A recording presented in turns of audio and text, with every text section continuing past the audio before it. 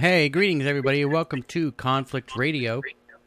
I'm getting a feedback. Preston, do you have your I'm getting It's an echo muted. from you. It's muted on my side. All right. Well, I guess we'll just have to deal with it like it is, I suppose. Whatever's going on there. Welcome to Conflict Radio. Today is August 12th, 2021. I see we've got a ton of people in the room now. A lot of you have been waiting for, God, a couple hours. I think it was like an hour and a half ago I was looking, and there were 6 people waiting for the show to start. We're still like 90 minutes away. I see the Bat Mom in here, Paul Beska. How you doing? Chuck Bam. Paul, you did get your Conflict shirt, man. That's awesome. Glad you finally got it. Dolly Saffron is here. Mr. Fox. Jersey Dolphins in the house. How you doing, Jersey? Welcome to Conflict Radio. Antonio, I see, is here. Happy Plague Doctor. Let's see, scroll down here. Mary Kay says hi to everybody. Today on the show, we've got Preston Dennett. Now, Preston Dennett began investigating UFOs and the paranormal in 1986 when he discovered that his family, friends, and coworkers were having dramatic, unexplained encounters. Since then, he has interviewed hundreds of witnesses and investigated a wide variety of paranormal phenomena. He is a field investigator for Mutual UFO Network, MUFON, a ghost hunter, a paranormal researcher, and the author of 26 books. It's 29 now, isn't it? That's right. Yep. 29. See, that's how I just copied this from episode 2. So since we had episode 2, there's been 3 new books. So I'll have to fix that a little later. Preston, welcome to Conflict Radio. How are you today? I'm doing pretty good. How are you? You know, not too bad. So let's just start out. I guess you investigate the crap out of these things. And is there anything new, any new, I guess, footage or anything, any new encounters that you've dealt with in just say the last few months? Oh, yeah. I'm always interviewing people. I've got people lined up. I am busy these days. I'm just working on a new book with this amazing woman from Florida. She's in the chat room, in fact. Dolly is her name. All right. And yeah, she's had some really incredible encounters. So that's what I'm concentrating a lot on now, or will be shortly at least, trying to wrap up, the publicity with my latest book, Wondrous. But yeah, I mean, I'm just contacted by a lady who had a really interesting experiences with what she believes are time travelers. So I'm just dipping into that right now. Oh, that's interesting. Could you tell us at all about that? What's that story? I've just started. I'm kind of hesitant to really get too much into it because I've really just begun interviewing her. She's very nervous about publicity. All right. Has only told a couple of people, but essentially she was visited as a very young girl by 3 gentlemen who look normal, as far as she can tell. Human looking, I would say. So they weren't the insectoids? No, they were not, but they told her some very interesting things that kind of blew her mind. And we're just kind of moving forward from there. They convinced her that they were time travelers. Oh, that's amazing. So, yeah, it's a very unusual case. That's why I'm kind of very interested to talk to her. I was also contacted by a guy from Europe who was with his girlfriend in Socorro, New Mexico, and he had a very interesting encounter with what appear to be gray-type ETs while out camping. And his sister is apparently psychic. She called him up and told him what was happening. She viewed it psychically. So there's a very interesting twist to that. All right. Yeah, it just gets higher and higher strangeness the deeper you dig into this stuff. Well, that's true. Once you start falling down the rabbit hole, it just doesn't seem like there's any end to it, right? It just gets weirder and weirder and weirder. It truly does. No kidding. It does. Have you seen that video? I guess I'm not going to post it here because I don't want to infringe anybody's copyright. But I guess it's a recent video of the shape-shifting thing, I guess it was out of Oregon or Washington, with that shape-shifting angel-looking UFO. Have you seen that? Oh, if it's the one I'm thinking of, yeah. Yeah, it's just kind of recent. What do you think of that? I'm not a photo analyst. When I see stuff like that, I really just want to get to the witness and, question them up, down, and sideways. Because, Photoshop is so easy to do these days. And I really kind of value eyewitness testimony equally as opposed to, photographic evidence, and especially if there's multiple witnesses. Because I want to see a lot of these photo things, you get just the snippet of it. I want to see how it began, how it ended. How long it persisted, what they thought of it. All right. But yeah, it's interesting to say the least.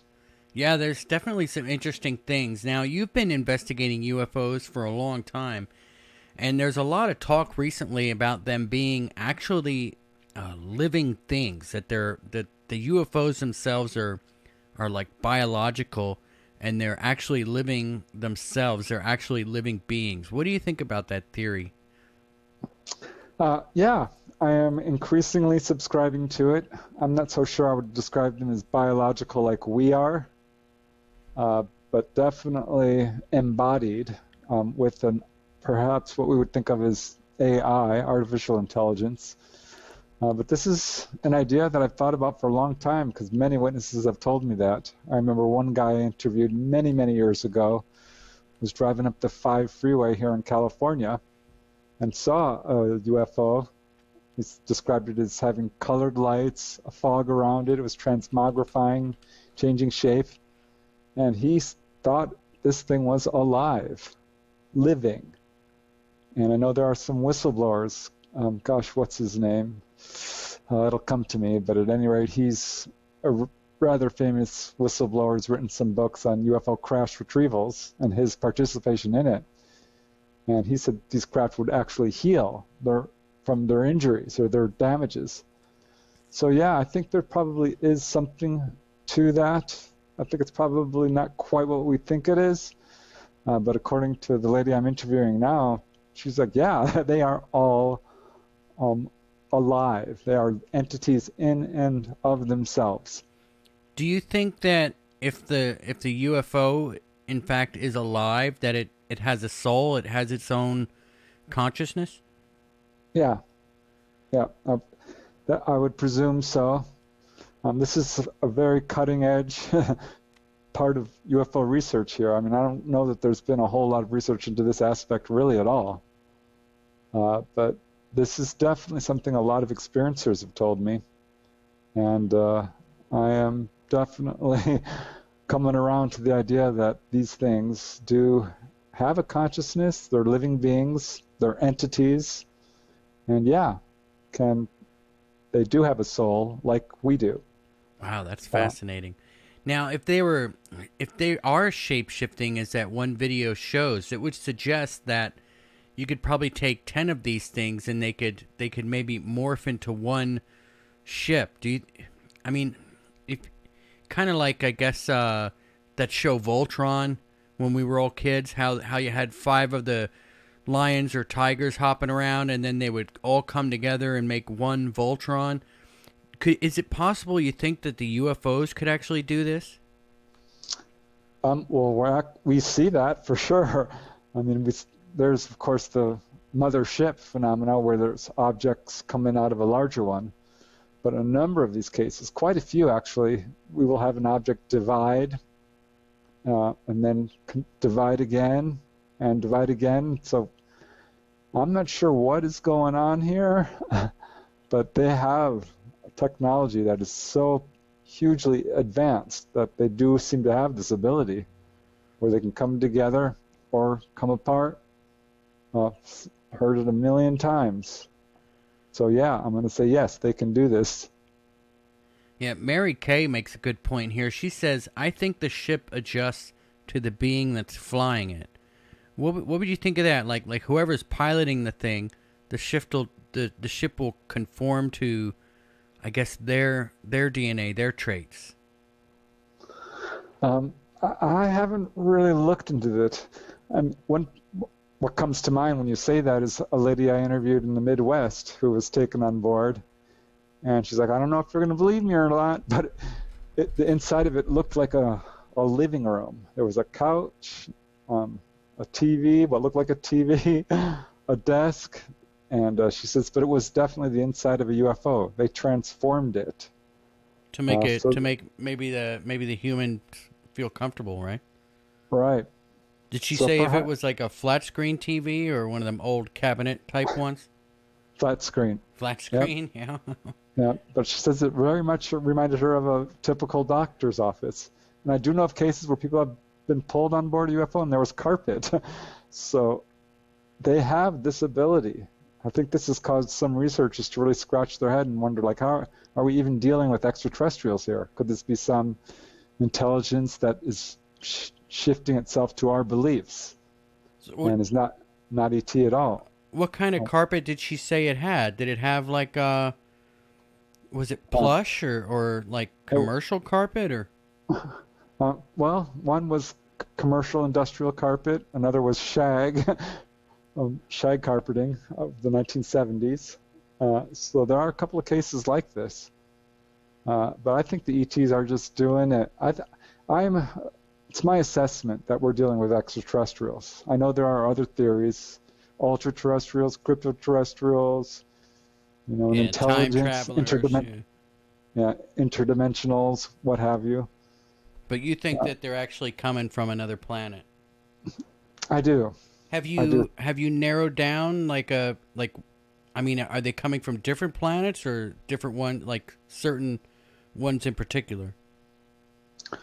Well, I mean, this is very hard to determine. We're still in the early stages of research, but there certainly are star systems that are mentioned over and over again. Orion, certainly. Andromeda, Cygnus. Andromeda is a galaxy, so I'm not sure how helpful that is.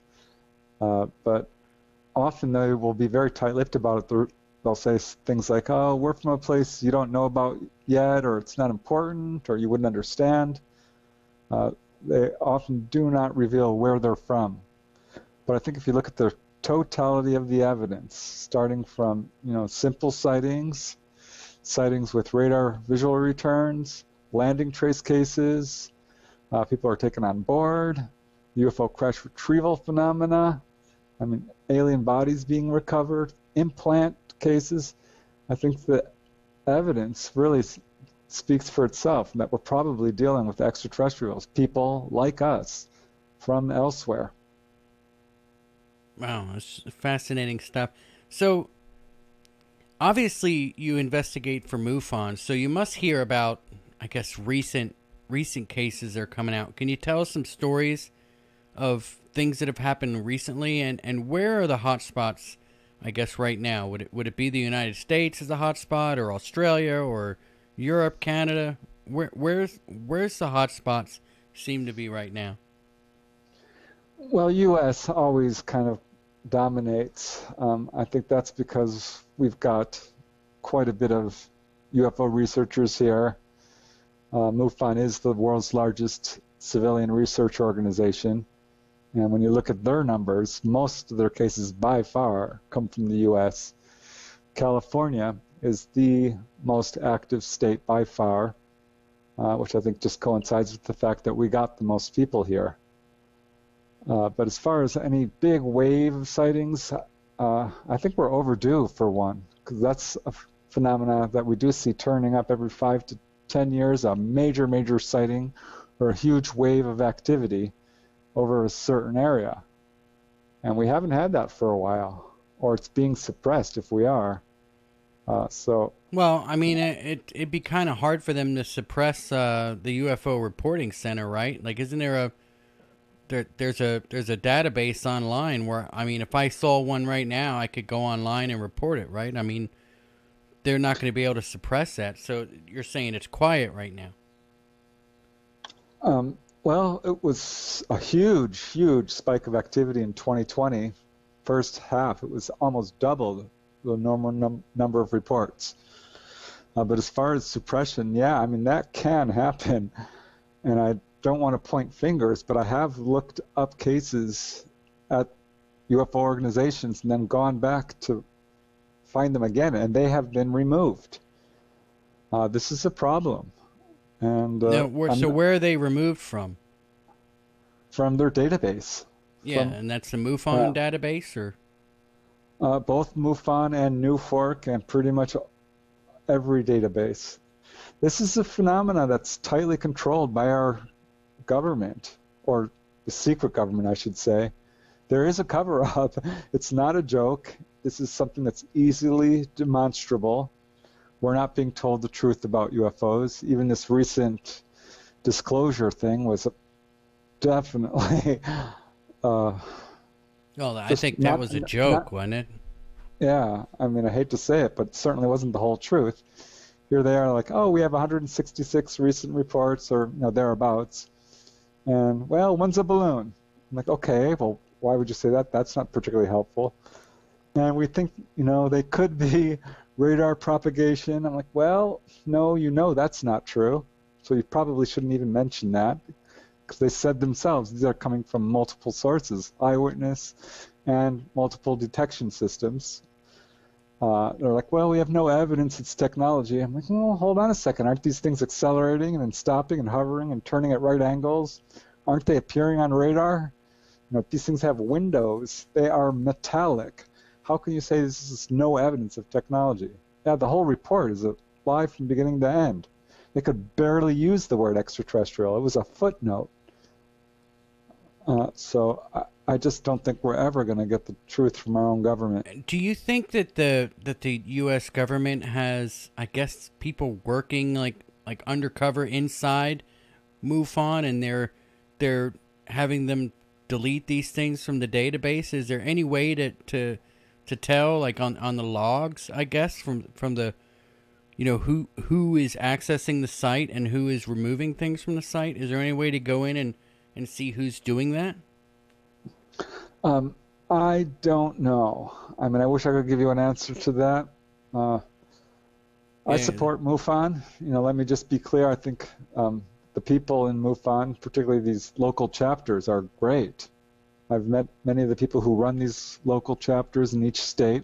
A lot of really, really good people in MUFON. It's had its trouble with its leadership. And if you look at the whole history of UFO organizations, it's pretty alarming. APRO, the Aerial Phenomena Research Organization, was really the first, founded by Jim and Cora Lorenzen way back in the late 1940s. And they were infiltrated by the CIA. They caught them red-handed. Some of their own, quote, field investigators were actually CIA agents. And then you could go over to NICAP, which was completely taken over by intelligence officers. It collapsed. And this has been a problem with all civilian UFO research organizations. I don't have any direct evidence that MUFON has been infiltrated, so to speak, but just from a logical standpoint and knowing how absolutely high priority the UFO situation is, we can say with pretty good certainty that, yes, they're watching over MUFON very closely. Do you think that it's possible that the government's only deleting the ones that they know are their own craft? I couldn't answer to that. I mean, that would make sense, though, right? Like, well, oh, we're flying this secretive aircraft over, say, somewhere in California, so all these reports come up, so they'll just go through and scrub those. I mean, it's possible. Or maybe they're just scrubbing the ones they don't know.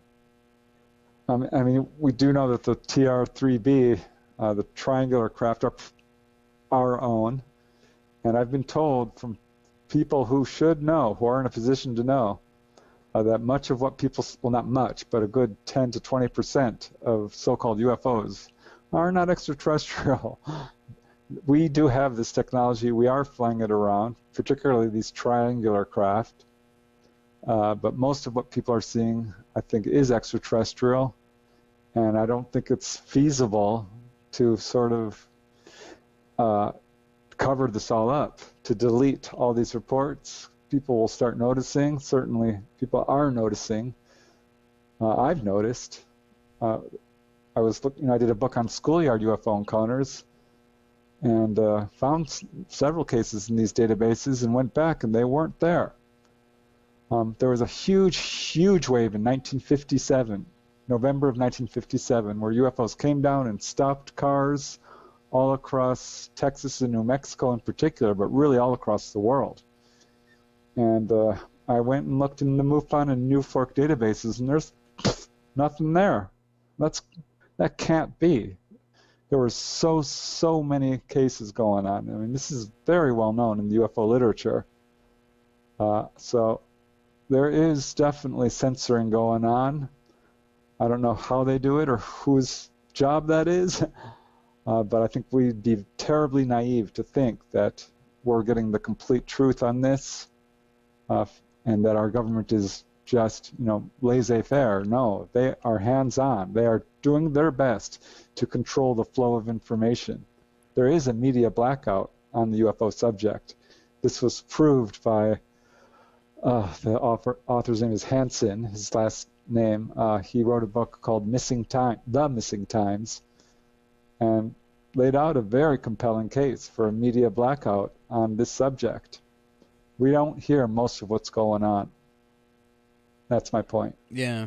All right. Well, let me give a shout out here to everybody. Everybody does think, I was looking at the chats here just a little bit ago, and the majority of people do think that the government is scrubbing the ones that they don't know about off of the websites and leaving the government craft up there that can be explained. So that's interesting.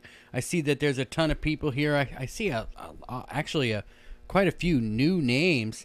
Make sure you like the video and subscribe to the channel. It does help us with the algorithms and all of that good stuff. Somebody was asking me about the t-shirts earlier, whether they ship to the UK, and I would say that they do. Just check on the link in the video description there, and it should be able to ship it to wherever you want to ship it to. And if it doesn't, just send me an email over at info@conflictradio.net, and I'll see what I can do about getting you a new t-shirt. So, Preston, how is it you can investigate these things with such pushback from the officials? Like these stories that are being scrubbed, you say, oh, well, I mean, have you learned from that? Do you go in there now, and if you're looking at an interesting case, do you just download it all right there, maybe print it all out right there so that you can keep it? Well, yeah, I mean, that's how I do research. If I put something out, I want to be able to prove.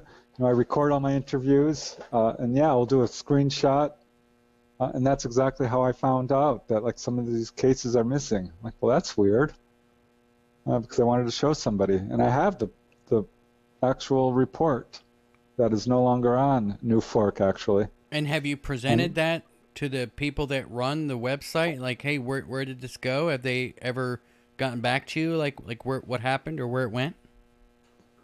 No, I have not confronted them about that. I'm generally non-confrontational. I don't want to get into an argument with people, but I've thought about it. Yeah, I mean, if this goes on, I think at some point we're going to have to speak up and say what's going on here, because these are the sources we look to for true and valid information. Yeah, and if somebody, I guess whoever's, the website admins are going through and deleting what they're told to delete by somebody in the government, maybe they shouldn't be in charge of the website anymore. Just throwing that out there for everybody. If I mean, if the government's going into my website and deleting things that I post, I'm going to be able to tell it was somebody other than me in the logs. Like, I'll be able to go into the logs and see where the information is going, what time it was taken, and everything else. I mean, whoever's running the website should be able to see that. It's just not going to disappear and there not be a record of who was in there doing it. I agree. This is, I think, one of the reasons why this subject is so popular right now, and it's just bombing all over the internet. I mean, spreading. Probably bombing isn't the good word. Yeah. But becoming extremely popular. Let me put it that way. Do you think that we're approaching like the pop of the UFO bubble? I guess that UFOs are really big right now. Everybody is interested in. I mean, probably not even as much now as they were, say, a month ago. So it's already popped, right? It's over. I hope not. No, I think one of the best effects from this whole sort of government disclosure that we recently had, I hate to call it that, but I'll use that for lack of a better term, is that it did cause a new wave of interest and brought in a lot of new people into this field. And once you're in, you're in. We are at the point now where most people believe UFOs are real. And I think at some point, I mean, now it is being taken a lot more seriously. There are senators and representatives and governors and, presidents talking about this. This is a big deal. It's not going to go away. Yeah, I think there's sort of waves of interest in this subject, but at some point, it will be taught in schools. At some point, we're going to see these craft, the Roswell craft, I hope, in a museum. Disclosure will happen. There's no doubt about it in my mind.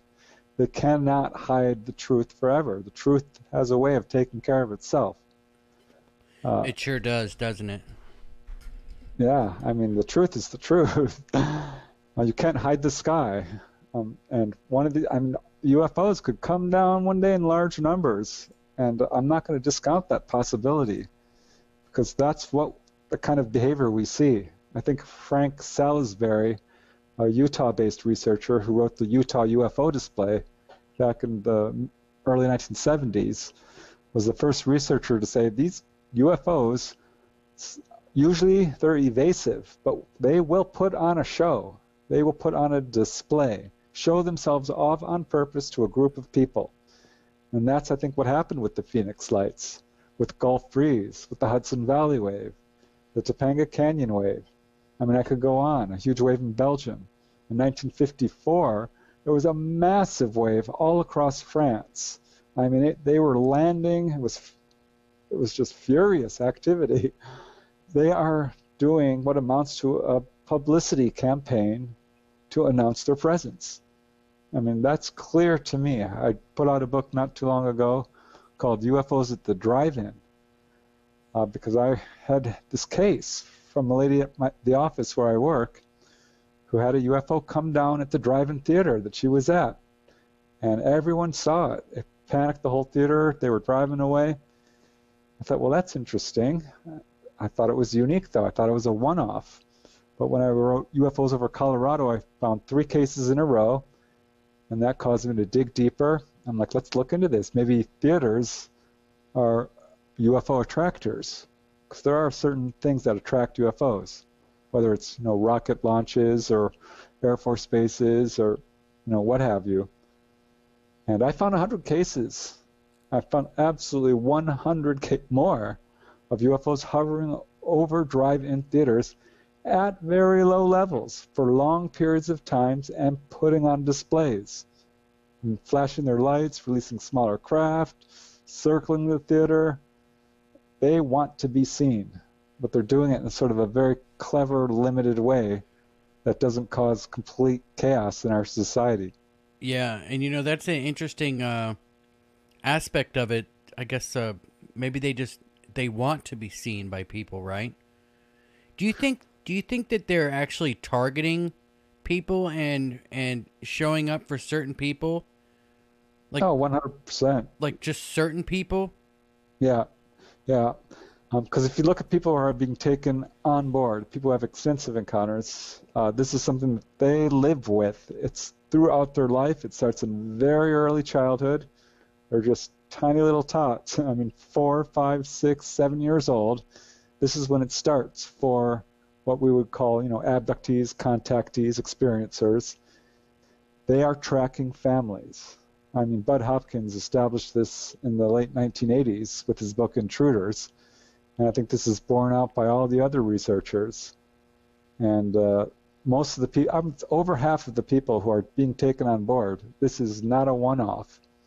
This is something that happens throughout their life, happened to their parents, to their grandparents, it's happening to their children.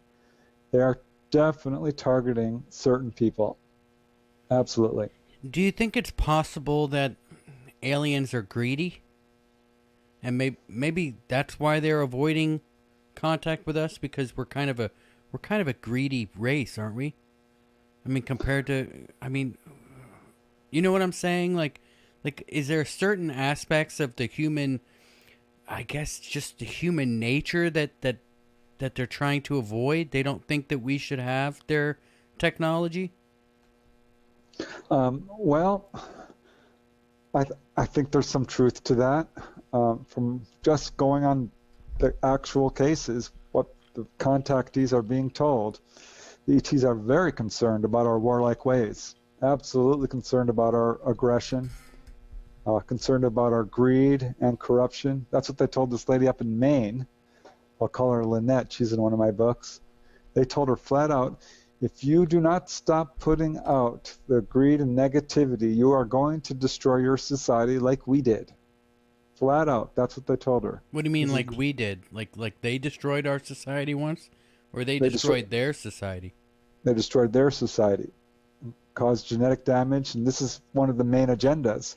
ETs have multiple agendas. I think we've got a pretty good handle on what's going on, why they're here, why they're contacting people.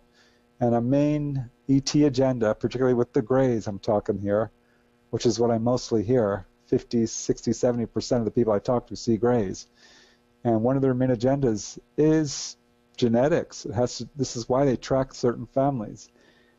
They are very interested in their particular genetic line and are doing the whole hybrid baby thing. And I cringe when I have to explain this to skeptics because, like, what are you saying? Half alien, half human babies? Yep, that's what I'm saying. This is something that turns up again and again and again and again.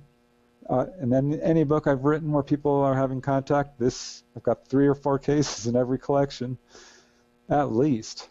This is one of their agendas. And the reason is, and they've explained this to different people who have no idea of each other.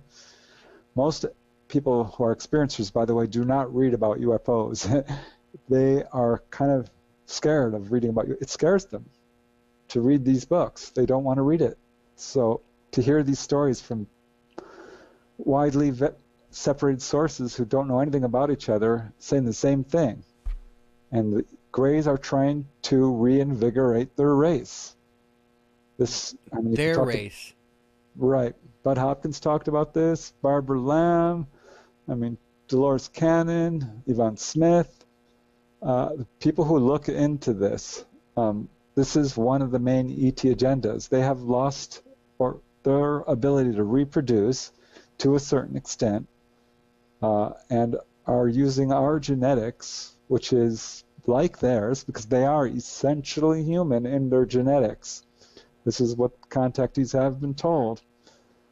The Greys may look different, but they're not that different from us. And they are using our genetics to sort of supplement their own and reintroduce emotions, reintroduce, reinvigorate their genetics so that they are able to reproduce again. Well, that's interesting. Do you think it's possible that the Greys themselves are, I guess, like an artificial intelligence, I guess like a robot type, and they're actually trying to, and they're just programmed to try to recreate their makers?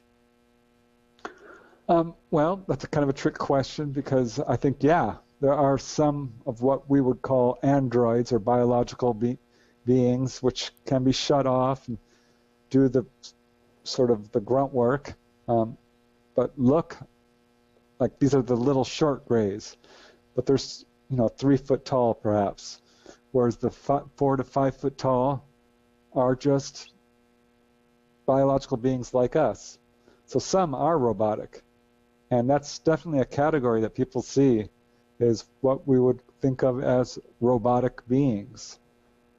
So some are probably don't have souls like we think of it. Yeah. But there's different types. There's a big variation just among Greys.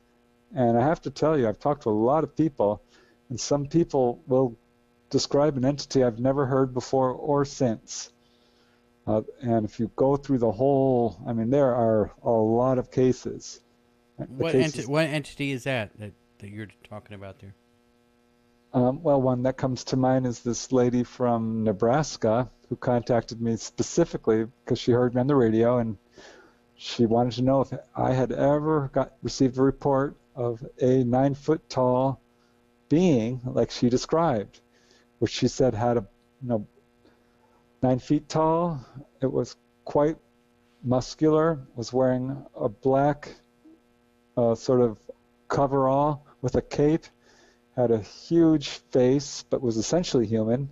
Its eyes were sort of slanted upwards and wrapped around a little bit, but it had a giant chin, large nose, huge forehead, and straw-like hair sticking straight up on its head, like 3 inches. It wasn't even hair, she says, as we would think of it.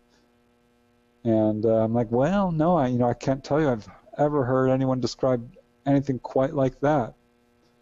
And in my latest book, Wondrous, another guy, same thing.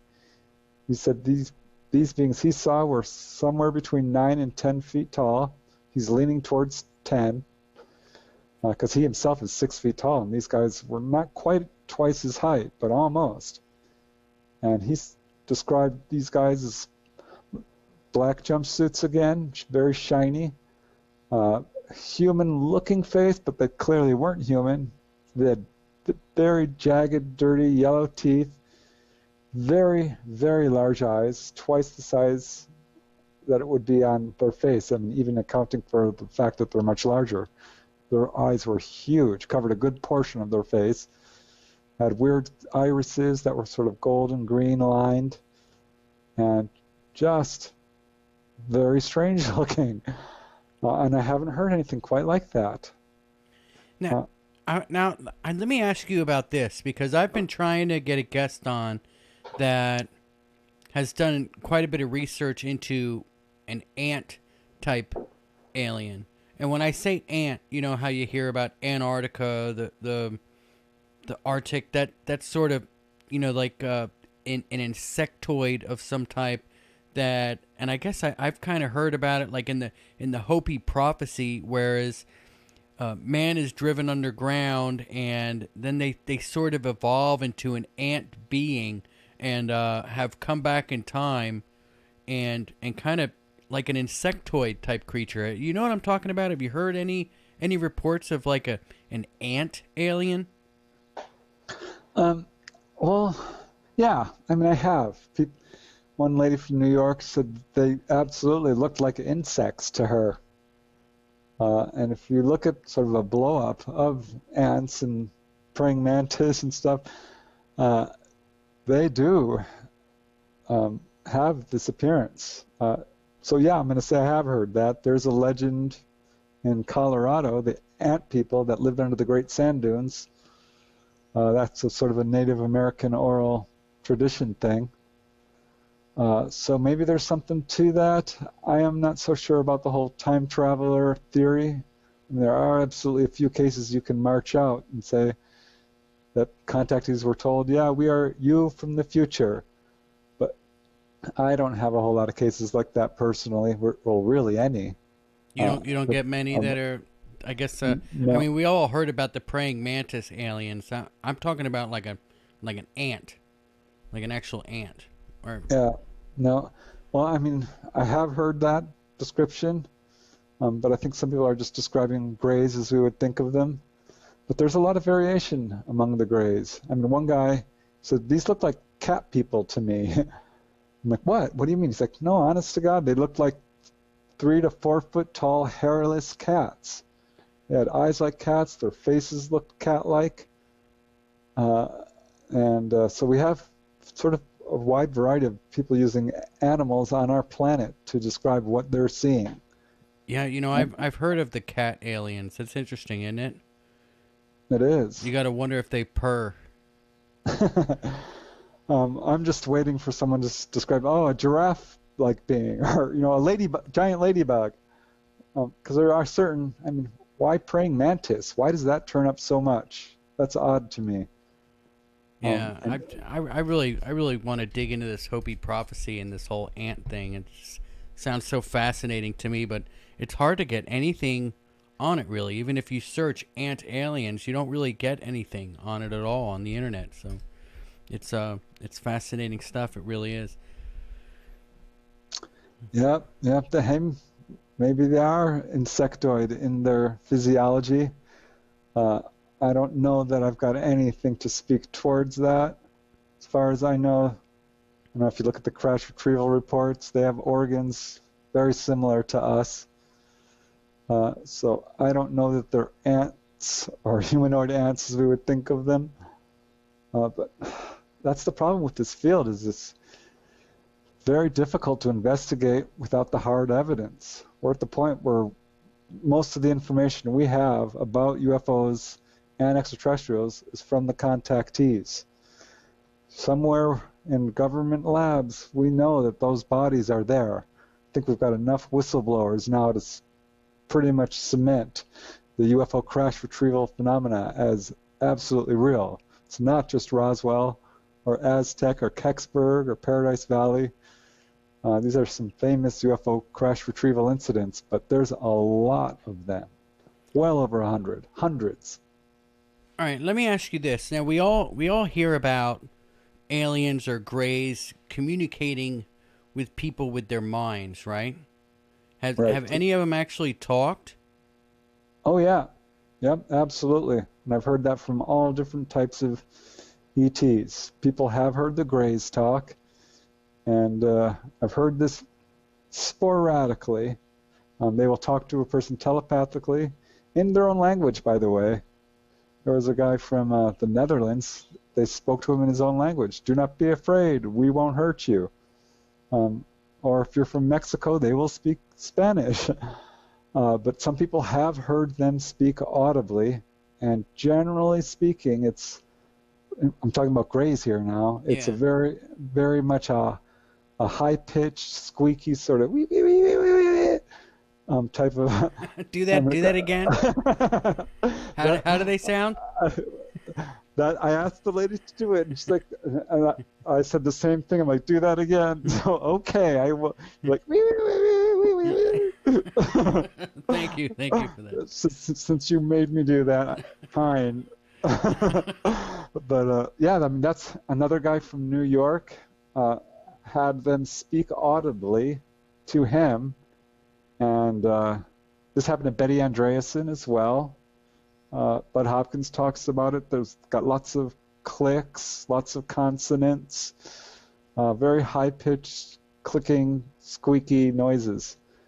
And I talked to a lady up in, I think she was in Maine. She was healed, actually, of that eye disease where your optic nerve gets real thin.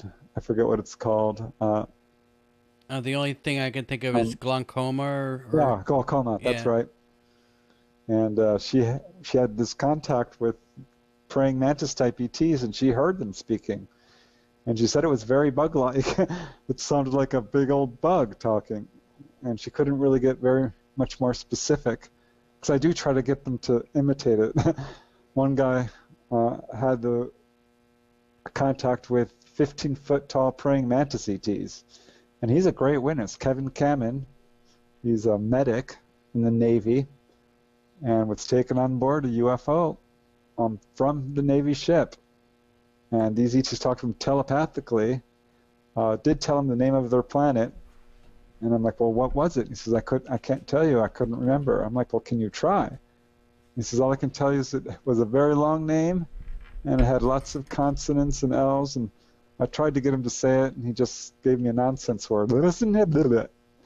So, yeah, people have heard them speak. I have talked to people who've seen the human-like ETs, what we would call Nordic. That's the popular term. I don't like it because it signifies that, oh, these are all, white dudes from Europe, and that's just not true.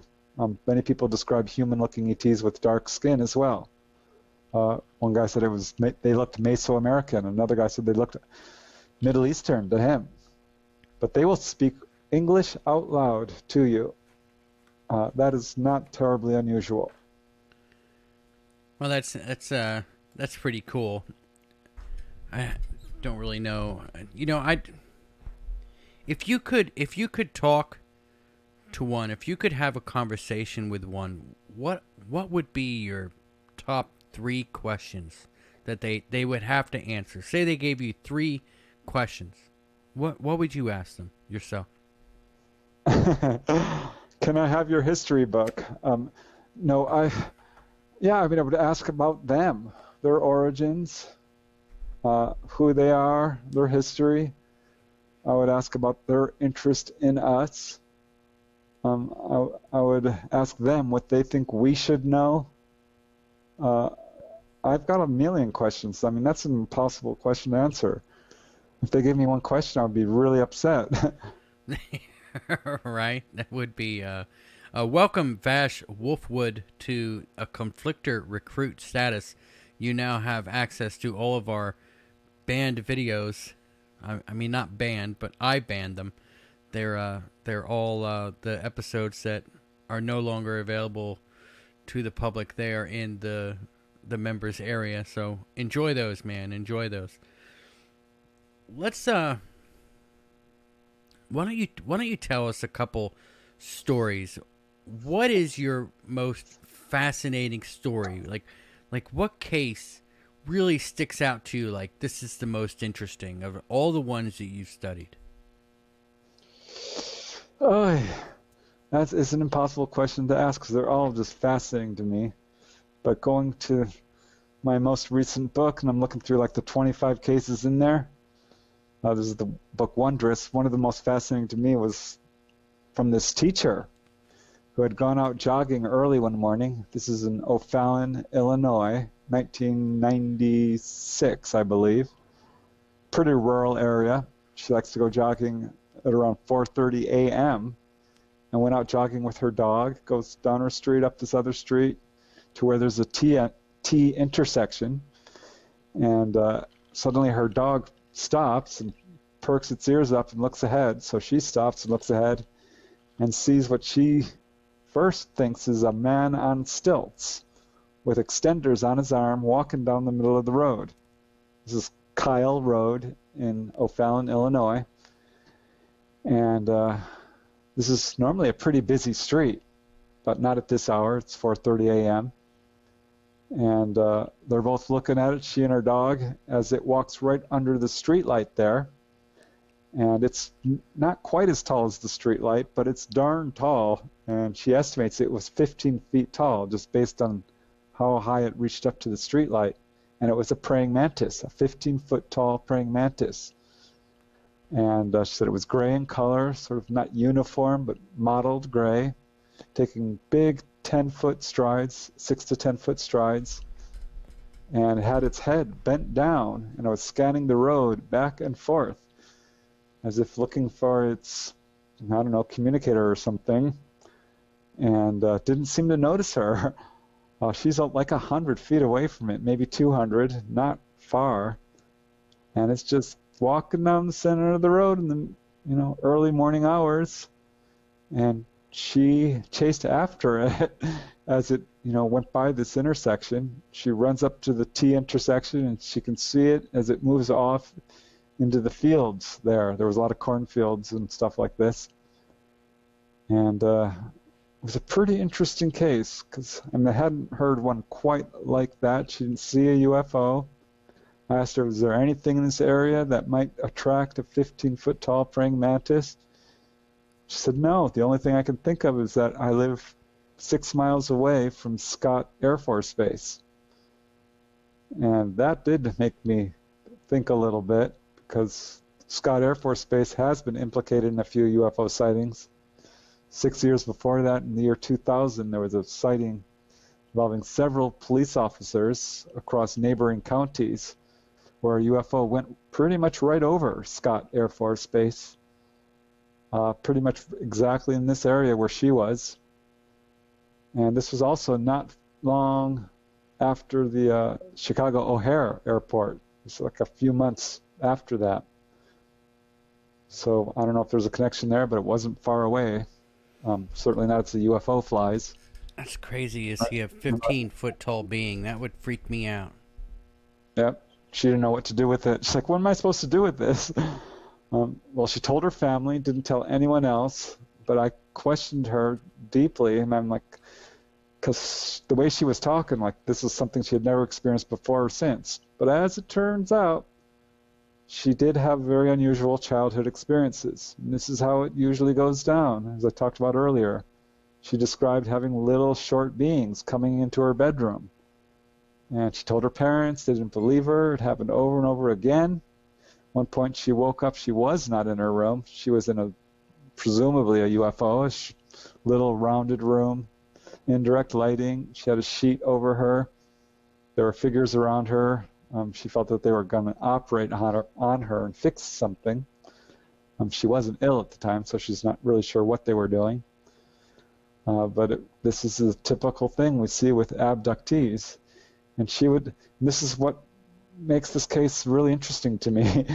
She was at the local Sam's Club and got the urge to turn around because there was someone in line. And well, actually, let me go back. She was a teenager, because this happened twice. She was a teenager sitting in the passenger seat of a car in California when she heard someone sitting behind her, a little girl, gasp loudly. And so she turns to look, and this car is pulling up next to them, and inside this car is a non-human being. Maybe a hybrid. I don't know. It was driving a car? It was driving a car.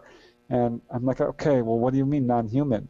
And she says, well, I mean, it had a huge kind of oblong head, egg-shaped head, totally bald except for little spriggles of hair. It turns and locks gazes with her, looks her in the eye, and she says its eyes were completely black. There were no whites in its eyes. They were larger than normal. And it frightened her really bad.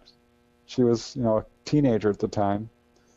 And her first thought was, is this a spiritual being, a demon or something? Yeah. But she saw it again at the local Sam's Club, of all places. And I know how that must sound to a skeptic, but these cases do turn up. People have seen ETs in places where you would least expect it in a public place. I mean, I've heard them at gas stations, schoolyards, casinos, buses, convenience stores. I mean, I can tell you some of the cases, but this is one of them. So you have a case of an alien riding a bus? Was it like a Greyhound bus? Like with a bunch of other people on it, or? This is actually Bud Hopkins' case from Debbie Cobble, and it was a human-looking ET, but he has another one on the subway where a lady saw a gray alien on a subway in front of her. No one else seemed to be able to see it, but she saw it. She could tell it was a gray. Its skin was all different, had large dark eyes. It was very short, huge head, typical gray, on a subway. One lady was abducted from a New York sidewalk cafe. Grays came right down, pulled her right up during the day. I've got, wow. These cases turn up. John Hunter Gray, he's a fairly well-known contactee. He's now passed away. But he had a classic abduction by gray ETs in Richland Center, Wisconsin, where he was healed. Basically had a health upgrade. They injected him, and afterwards he stopped getting sick. He grew 2 inches. His feet grew a couple of sizes. His wrinkles went away. His scars went away. He stopped smoking. He counted like 20-some physiological improvements, as did his son. But what's important here is what happened immediately before this abduction event was that they were at a gas station. This is so strange, but this is what we keep seeing. He was at a gas station filling up their tank, and there's this guy next to them in a VW bug, a VW Beetle. And he was dressed strangely, and that's what first caught their attention. He was covered completely from head to toe in clothes, and on a relatively warm day. Had a fisherman's cap on, gloves, and sunglasses, but through the sunglasses they could see he had beady little eyes. And he was staring at them. He was like 4 to 5 feet tall, super short, and was just eyeing them down. And they're like, this guy is creeping me out. So they got in their car, and he jumps in his car and follows them. And so they slow down, and he slows down. They speed up, he speeds up. They slow way, way, way down, hoping to get him to pass. He wouldn't pass. So they're driving along, and suddenly he turns off, and that's when the UFO drops down and takes them. Right after this guy turns off. That's crazy. Any reports of him riding bicycles? Yes. Yep. Absolutely. I've got an interview lined up with a lady who was, as a kid, riding bicycles actually not far from where I'm at now, here in Southern California. That's what kind of initially got me interested in her report, is it's very close to where I live. And I was talking to her about it. We're exchanging emails or, Facebook Messenger chat. And she's describing this encounter where she came upon this very unusual kid riding a bike who seemed to be having a lot of trouble with it. But because the feet are so big, or? He was just awkward with it. And as she got close to him, she saw that he looked really different. She thought he was a deformed kid at first. But I haven't done the interview yet, so it's hard for me to speak in too much detail. But she said he was bald, had large eyes, very pale skin, wearing a strange kind of jumpsuit clothes, sort of what we would. I mean, he looked kind of hybrid-like. He did look partially human, but not like full-on gray. But he was there on a bike, on his bicycle. So what are their feet like? Do they wear shoes? Do they have like abnormally long toes? Like, are their feet kind of like our size? Do they have toes? Like, yeah, I have very little information on this. There are a few contactors who have told me that, one lady I'm interviewing recently, said that their feet are actually larger than you would think. They're physiologically very much like ours. They don't have toenails, but yes, they do have toes. We know more about their hands, actually. their fingers are long, right? Yeah, generally described as having very long fingers, usually 3 to 4, and no fingernails, but hard tips on their fingers. Their physiology is something we're still trying to figure out. Any reports of, I guess, alien music? Not a lot. Doesn't turn up a whole lot. I asked one lady about it, and she said, yeah, they do have music. They absolutely do. It's different from ours. It's more sort of not so much pop music or, hard rock or heavy metal. It's more along the lines of classical, with lots of tones. Classical music with that voice that you did earlier? Or is it just instrumental? Instrumental. Right. Yeah. And mental. She said it's done telepathically. Oh, that's pretty cool. Telepathic music. Yeah, but I've wondered about this because people describe the insides of UFOs as very plain. Like, people don't normally see like artwork or portraits or family photos, but we do get colors. People will describe muted pastel colors of blue or green. It's often described as being very aesthetic, with the rounded benches and beautiful curved lines. And their jumpsuits do have color in them as well, often described as olive green or tan. Some do have little emblems on them. People do see symbols as well. But as far as art, I don't think they have art like we do. They've got their own culture. They've definitely not that far removed from humans. Well, that's pretty interesting. Let me ask you this. Now, you've heard of the fire in the sky incident with Travis Walton, right? Absolutely, yeah. What do you think about about that story. I mean, I tend, and I'm just going to go ahead and say it, I tend to think that that's probably more or less a true story. Like there was obviously something that happened there that nobody can explain.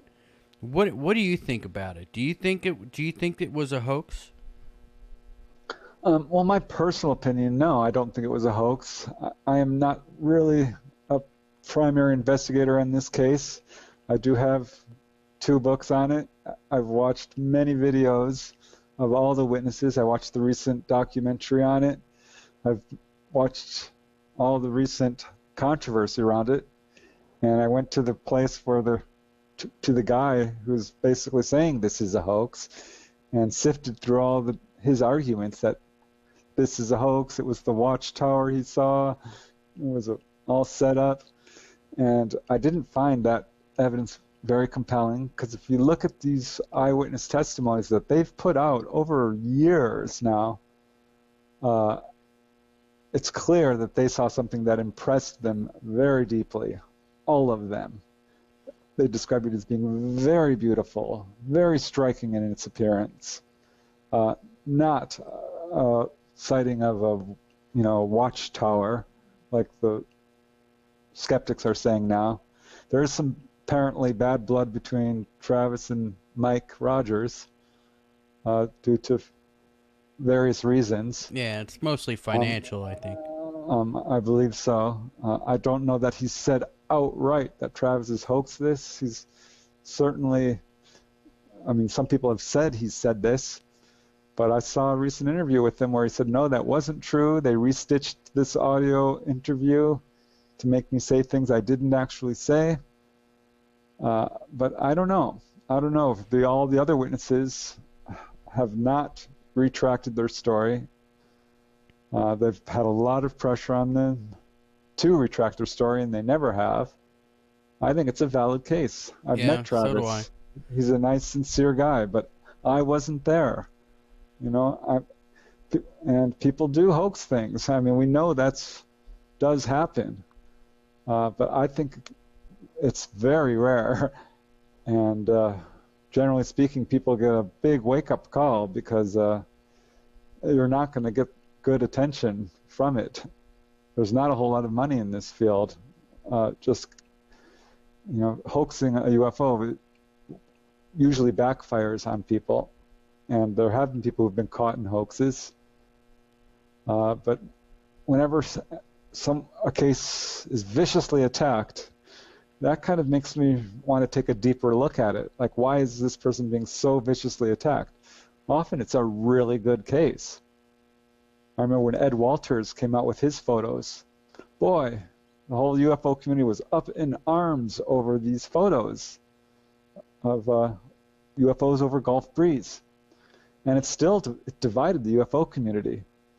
But Bruce Maccabee, a photo analyst, a professional, looked at the photos, looked at the negatives, provided him with a camera, which had, sort of double camera with triangulation abilities, and he came away absolutely convinced that this was real. Yeah, I don't know. I think it's real too. We just had Mike Keston on our show on Sunday. Maybe it was us you were listening to on that interview. It might have been Conflict Radio. Yeah, perhaps. I'm watching it closely because I'm going to be pretty upset and sad if this turns out to be a hoax, but I don't think so.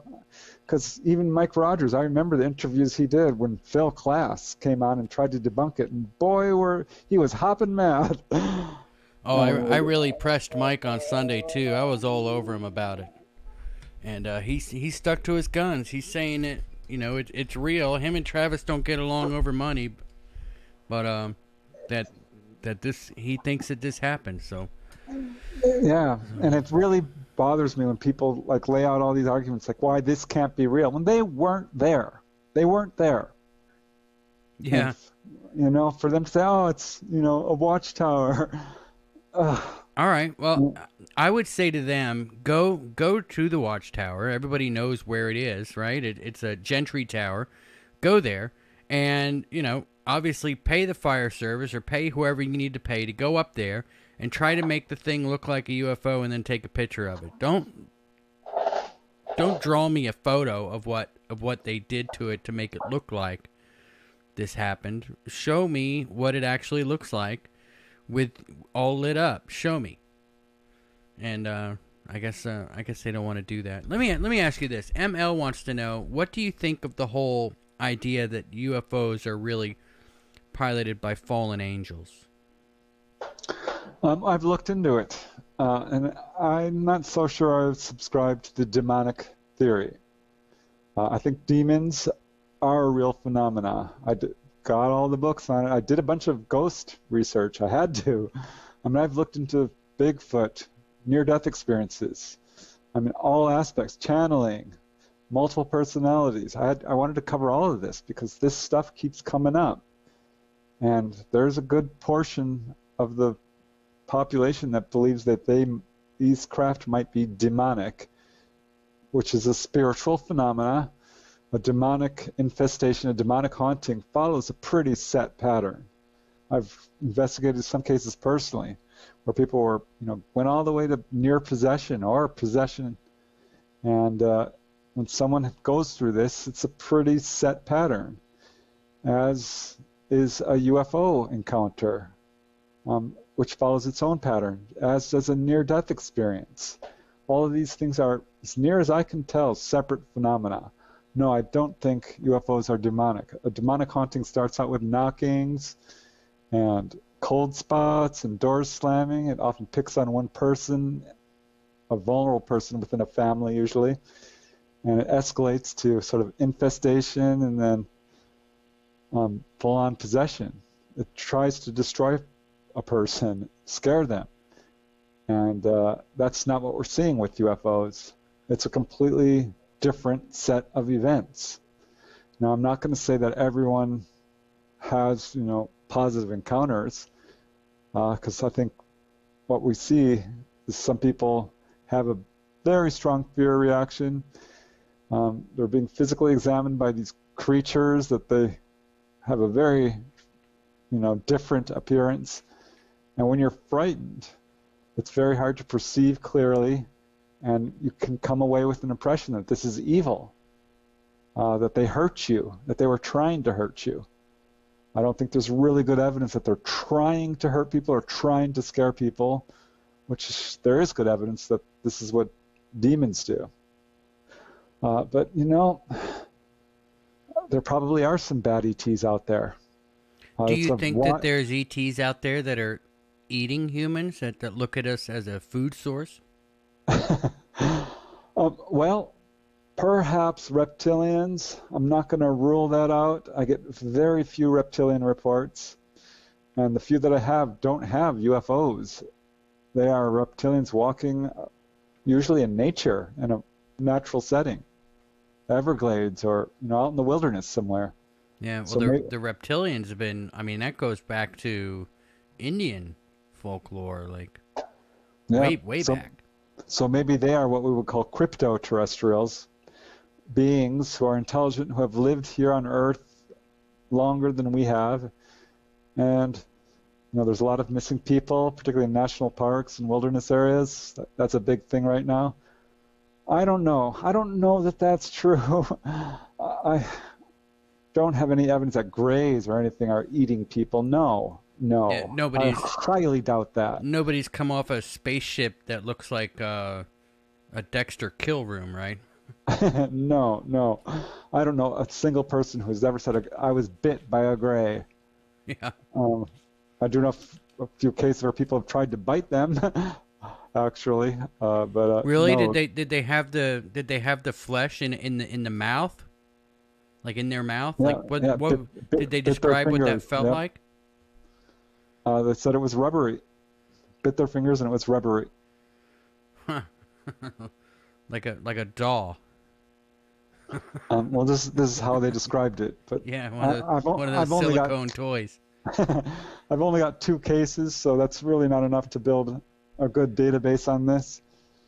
But no, I don't think ETs are here to eat people. One lady was told by the ETs, "We are who you thought were angels." That's what they told her. I told her, we've been around for millennia. We have been intervening with your genetics, not only human genetics, but animals. I told her we've been changing the genetics of dogs and cats to boost their emotional intelligence so that they can relate better to humans. I told her that flat out. So you have a case where somebody actually bit the finger of a gray. That's right. And they said did they bite hard? Like, did the gray react in pain? It was a very brief interview. I didn't do a formal interview with them, so it's hard for me to say. That'd be interesting to know if it reacted to pain at all, right? Right. As I recall, he wasn't happy. Oh, I bet. Somebody chomps on my finger, I'm not going to be very happy either, I suppose. All right, well, I guess we got about 5 minutes left with you. If anybody has any quick questions, we got 5 minutes left with Preston. He's got to go. I'm going to stick around for a little bit and chat with you guys in the chat room for a little bit. But if you guys have any questions for Preston, now would be the time. I guess, I don't know, I'm looking for a question to come up real quick, but I guess we got about 4 minutes. Let me ask you this. Do you think that we're going to get... All right, here we go. Vash asked a question. Preston, do you think there is a very real link between aliens and childhood trauma? Well, yes. I'm going to say yes to a certain extent. I don't think like childhood abuse and UFO encounters are linked necessarily, but I think what often happens is these ETs will contact people during their early childhood, and some people are left with nightmares or PTSD or a feeling of being watched. So in that regard, yes, I will say, but I don't think like child abuse and UFO encounters are related in any way. Child abuse is widespread, and there are many, many people who have child abuse and do not have encounters. So that there's no link there for sure, as near as I can tell. All right. Because if you look at cases of multiple personality, those are the ones who go through the severest childhood abuse. And I don't think I've ever run across a case where a person who has multiple personalities has UFO encounters as well. I'm trying to think, there might be, but... Oh, that'd be interesting, wouldn't it? I've got like 20 or 30 cases or books on multiple personality, and that's never come up. So I don't think there's a link there, honestly. I have interviewed people who've had pretty rough childhoods. One lady in my latest book, Wondrous, she says her parents weren't abusive, but they were quite strict, and she was having these ETs coming and could not figure out what was going on. And she wondered if it might be childhood abuse. It turned out not to be. She was just having these grays coming in and scaring the daylights out of her. She now has come around. She does not feel like this is a negative experience for her. It's ultimately become very deeply spiritual, and this is what I often see. What starts out very fear-based is not necessarily, something that's bad for the contactee. All right. So let's see if we can get through a couple of these questions real quick. We got a couple more minutes left with you. Have you heard of the recent UFO event in northern Germany? I can't say that I have. I might have, but without more information, I couldn't really say. Have you heard of any human mutilation cases? Yes, I've heard of a couple, and I am not convinced that these were necessarily done by ETs. People have looked into the whole animal mutilation, the cattle mutilation, and I looked into it deeply because I wrote UFOs over Colorado and New Mexico, and they're the hardest hit states. And yes, there are UFOs that seem to be around in some of these cases, but there's an awful lot of black helicopter activity, a lot. And Gabe Valdez, who's probably one of the leading researchers, ultimately came to the conclusion it was government. And this is what Lawrence Fawcett and Barry Greenwood said, and they were very early researchers into this. Many of the abduction researchers feel that this is pretty much government. And I talked to a contactee about it, and that's what she said. She says, no, the Greys do not do mutilations. This is sort of a campaign to sort of build the ET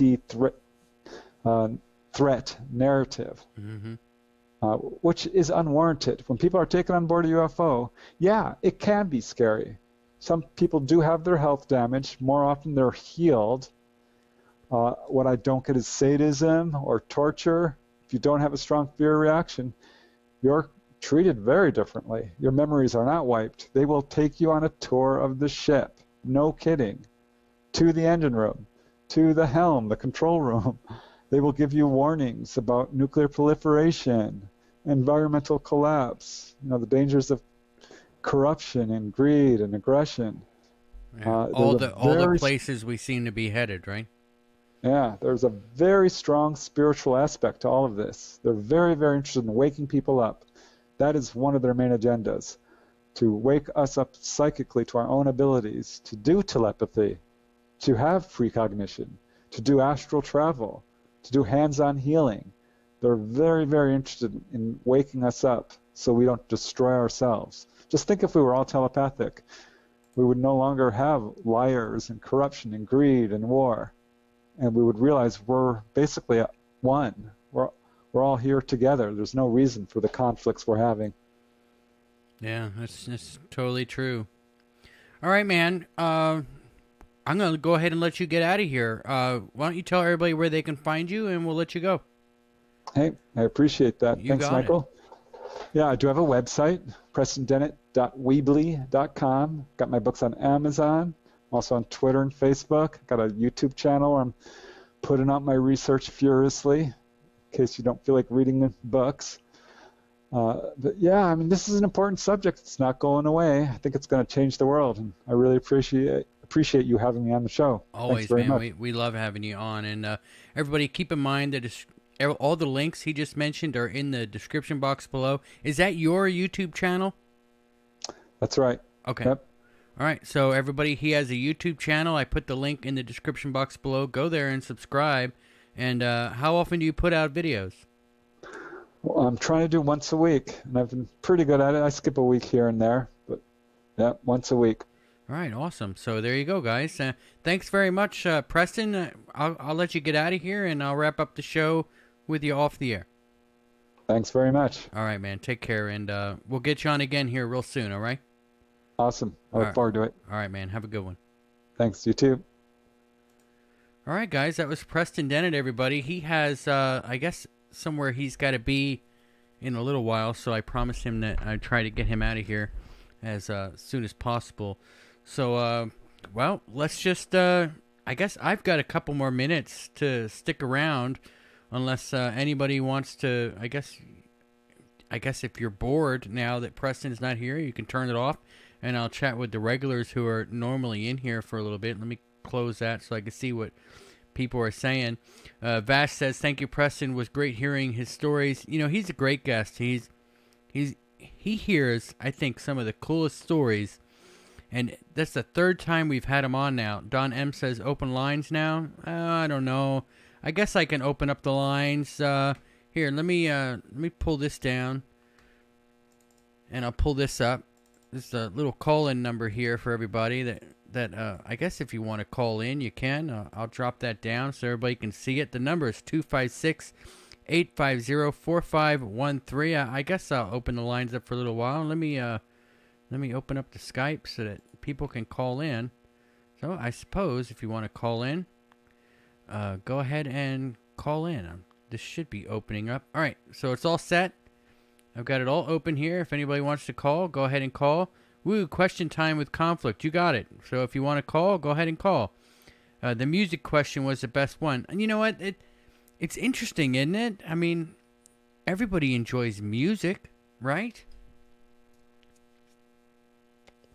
I love music. I do. I love music. Absolutely love it.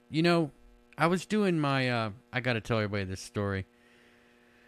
Vash wants to know, do you have a calendar of upcoming guests and shows? I'm going to cough, so I'm going to turn this down a second. I don't. And the reason why I don't put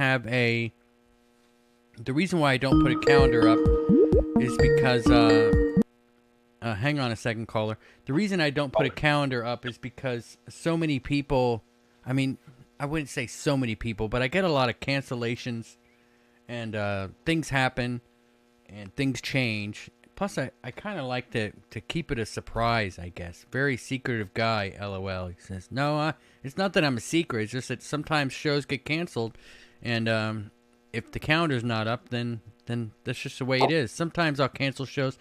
So let's just get to the open line. Caller, how you doing? Welcome to Conflict Radio. You are on the air. Thanks for holding on and letting me finish my little spiel there.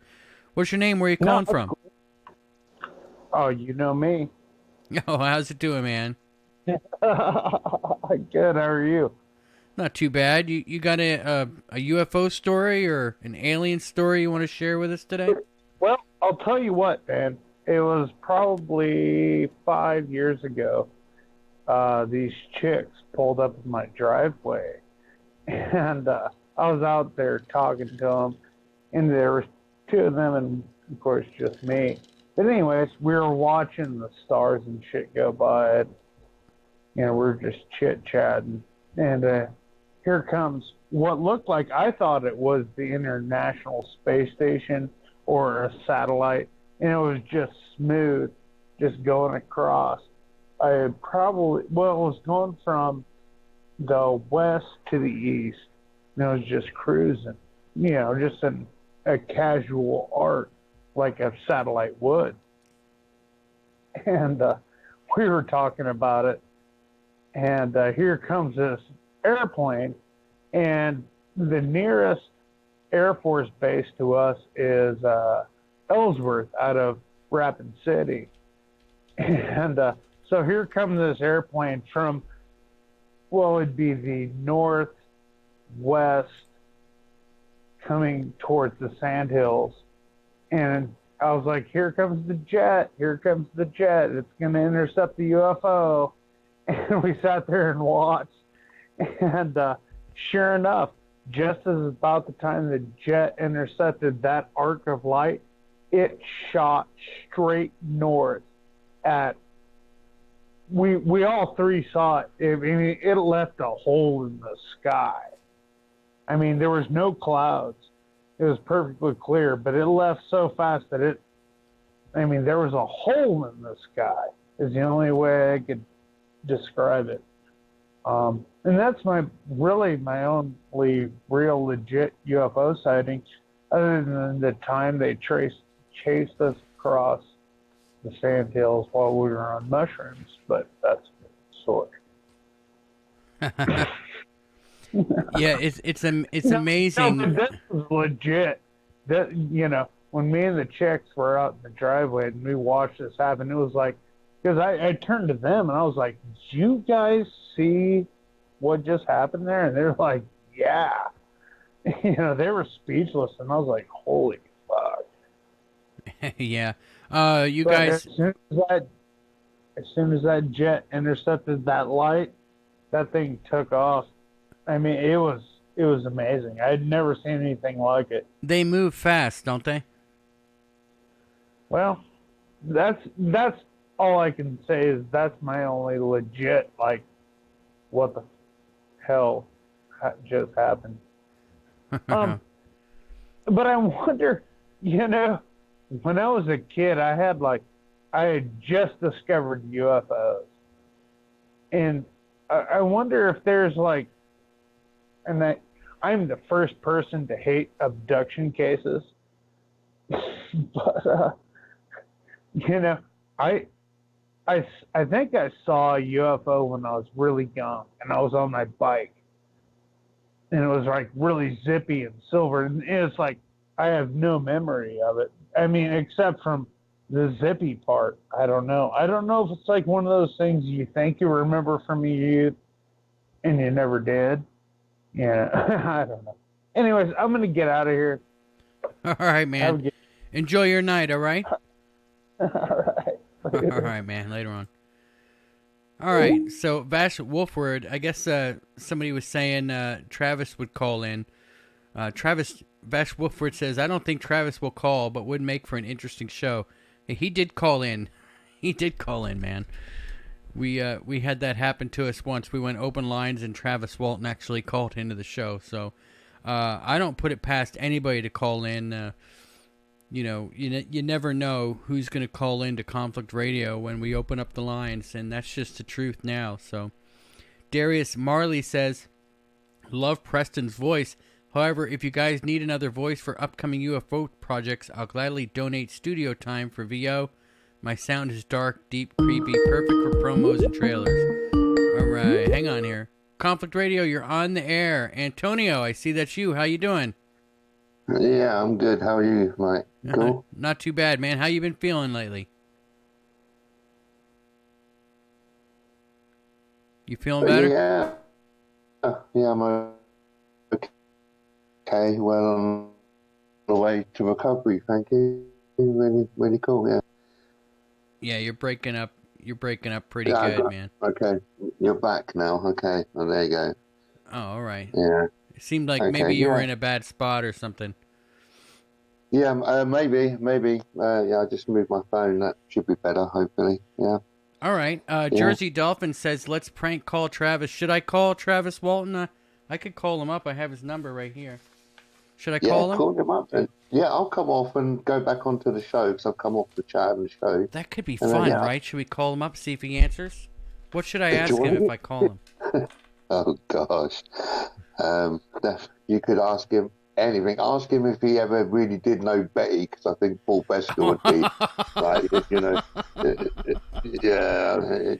we need to sort this one out for Paul, yeah.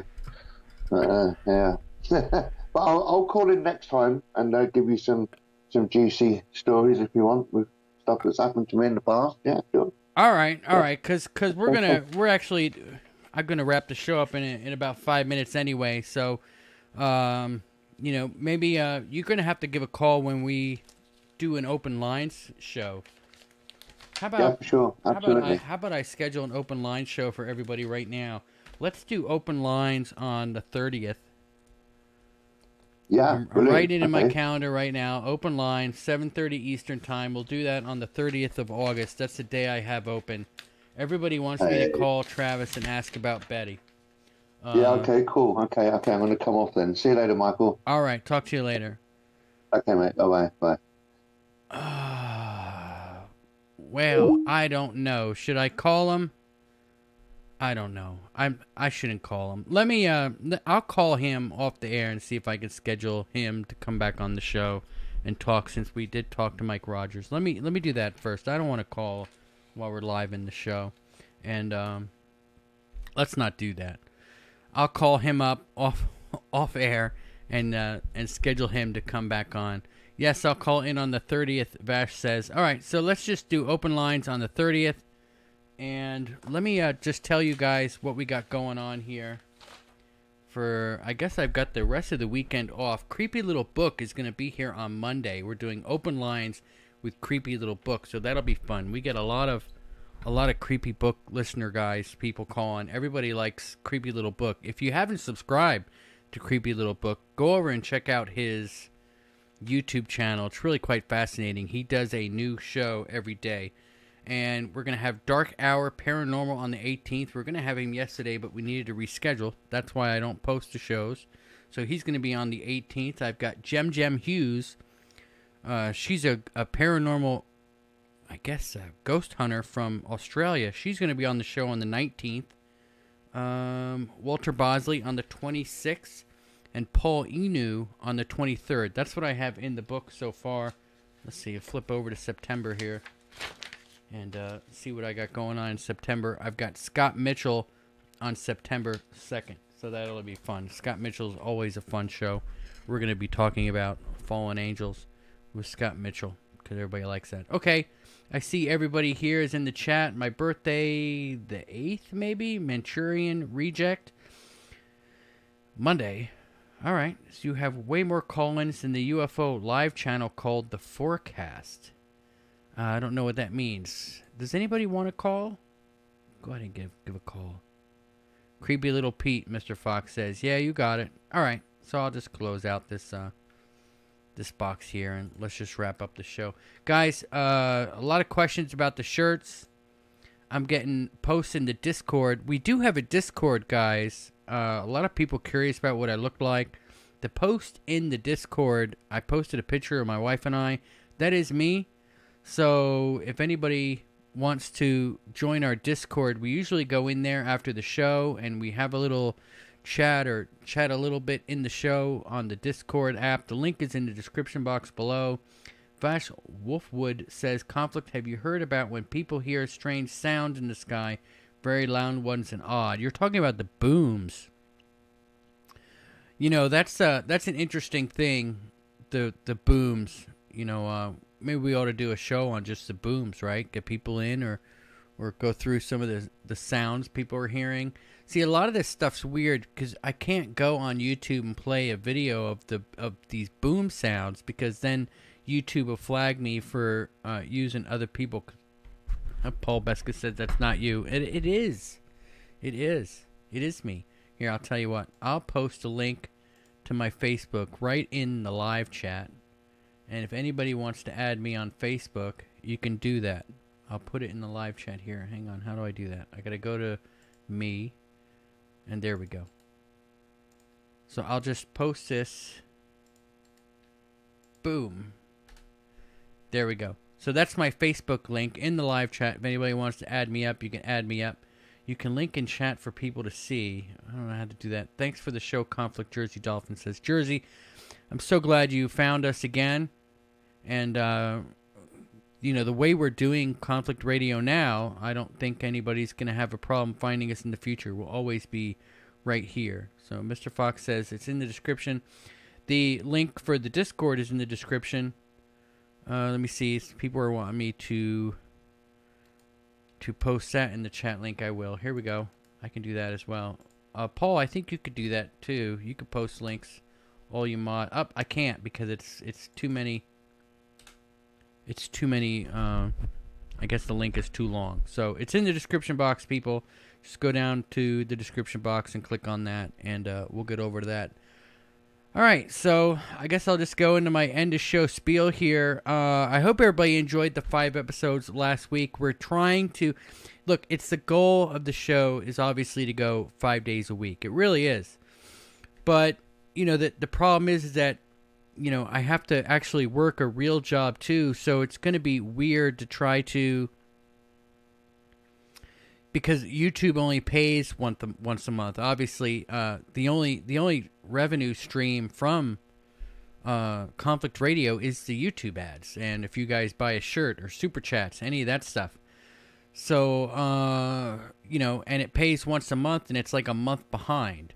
So whatever I make off, say I made some extra money doing 5 shows last week, I won't see that money until like the end of September.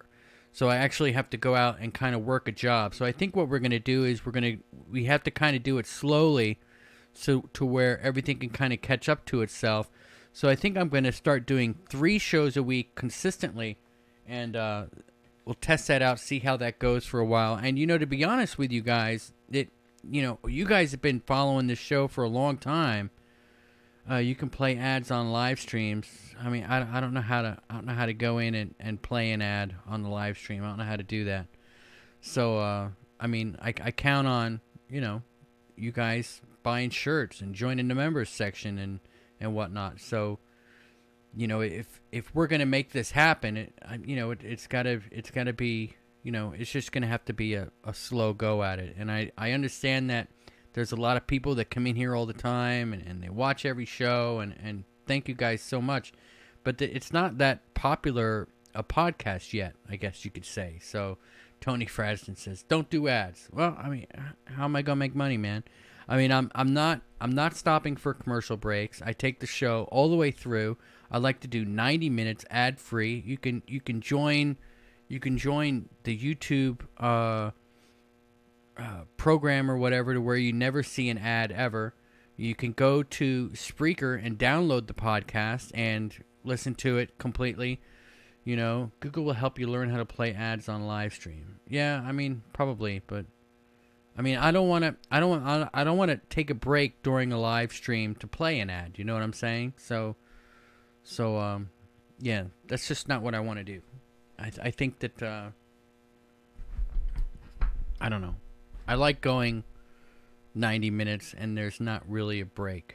So that's just the way it is. And until we get the kind of income to do 5 shows a week, I just can't do 5 shows a week. I don't, it's not like you guys are, tearing up the t-shirts. I think I've sold one thing off the merchandise shelf in like the past 2 months. So I think I've given more away in the past 2 months than I've sold, and that's just the way it is. Ads are acceptable considering you produce great content for free. Yeah, I mean that's what I think. I mean, it's just YouTube ads. You can skip it if you don't want to listen to it. I don't know what to tell you. That's just the way we do it. I don't run ads during the show. I think if I did, you know how some of these places are selling food or check out this VPN blocker or IP blockers and all that kind of stuff. Join COS Convention Estates with Ron DeSantis and us. What color were... Okay, so I guess you guys aren't... Yeah, I'd love to go 5 days a week, but I just can't afford it right now. So that's just the way it is. And, I have to get out there and I have to work. I have to make money. I have to pay the bills. Otherwise, I don't have electricity and I don't have a place for my computer to be and I don't have internet connection and all that stuff I need to do the show. So a lot of times that's just what we got to do.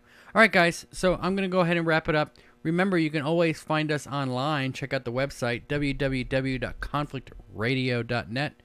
You can always find us on Spreaker, Apple iTunes, and all of your normal podcast catchers. We will be back on Monday with Creepy Little Pete. I know you guys will like that. Creepy Little Book will be joining us Monday for Open Lines. We're going to do Open Lines the whole show. That ought to be a lot of fun. That's going to do it for us today. Remember to batten down the hatches and be safe. See